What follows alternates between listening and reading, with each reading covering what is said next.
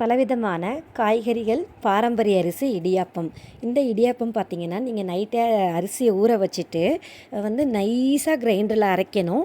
இதோட நீங்கள் எந்த ஒரு ஜூஸ் மாதிரி, அதாவது வெஜிடபிள் ஜூஸ் ஆட் பண்ணி கிரைண்டரில் அரைச்சிட்டு, அதுக்கப்புறம் நீங்கள் ஒரு இரும்பு சட்டியில் மாவை புரட்டணும். கொழுக்கட்டை மாவு மாதிரி புரட்டி, அதுக்கப்புறம் இடியாப்ப அச்சில் பிழிஞ்சு எடுத்திங்கன்னா இது மாதிரி அழகான கலரான ஆரோக்கியமான இடியாப்பம் ரெடி ஆயிரும். அப்படி இல்லைன்னா மாவை அந்த அரிசியோட மாவாக ரெடி பண்ணிவிட்டு, அந்த மாவுலையும் நம்ம ஒரு டம்ளர் மாவுக்கு 1.5 டம்ளர் தண்ணியில் இடியாப்பமும் பண்ணலாம். அந்த தண்ணி 1.5 டம்ளர் தண்ணிக்கு பதில் ஏதாவது கீரை ஜூஸு ஏதாவது ஆட் பண்ணிவிட்டு மீதி 1 டம்ளர் தண்ணியும் ஊற்றி, அப்படி 1 டம்ளருக்கு 1.5 டம்ளர் வீதம் இது மாதிரி கலராக பீட்ரூட் இடியாப்பம், காய்கறிகள் இடியாப்பமும் நீங்கள் பண்ணலாம்.